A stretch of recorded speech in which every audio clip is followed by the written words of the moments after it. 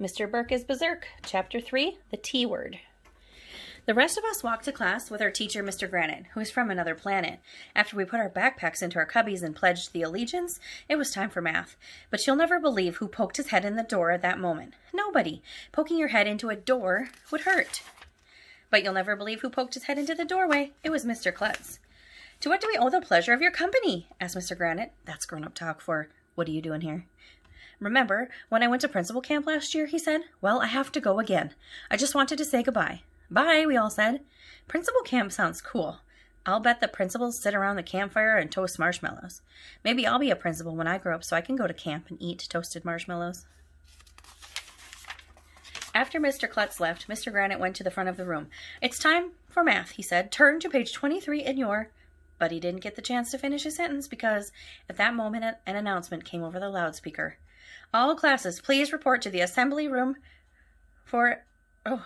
all classes, please report to the all-purpose room immediately. "Not again," moaned Mr. Granite. "Yay, no math." We had to walk 1,100,000 miles to the all-purpose room. Along the way, we saw our art teacher, Miss Hannah, and our music teacher, Mr. Loring, and they were each pulling a rolling suitcase.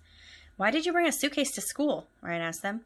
"We take them with us wherever we go," said Miss Hannah, "because you never know when you're going to get fired."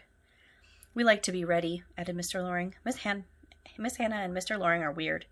In the all-purpose room, our class got to sit in the front row, but I had to sit next to annoying Andrea. Ugh, disgusting.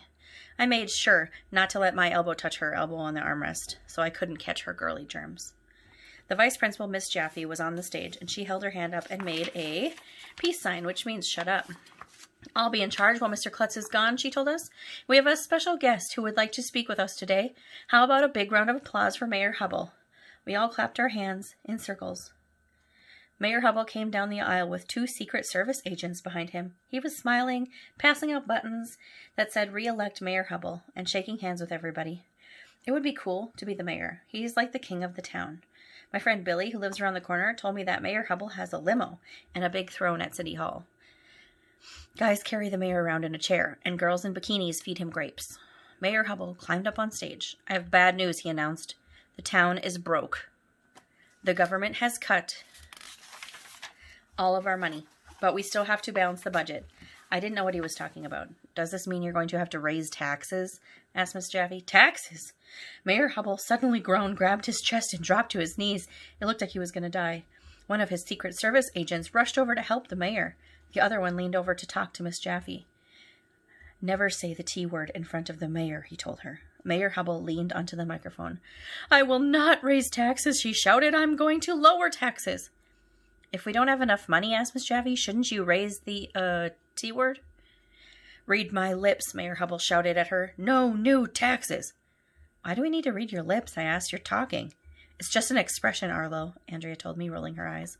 "I don't understand," said Miss Jaffe. "How can we get the money to balance the budget if you don't raise the T word?" "I have an idea," said Miss Ruby, our media specialist. "We could have a car wash. We could raise the money, balance the budget, and have fun all at the same time." "Yeah," everybody shouted excitedly. "No," said Mayor Hubble. "How about a bake sale?" asked Miss Laney, our speech teacher. "People love to buy cookies and cakes." "No," said Mayor Hubble. "A raffle?" suggested our reading specialist, Mr. Mackey. "No," said Mayor Hubble. "Why not just close down the school?" I suggested. "That'd save money. Then we could stay home and play video games all day." All the kids cheered at my genius idea. "No," said Mayor Hubble. "There's only one way to balance the budget. I can tell you with just 3 little letters."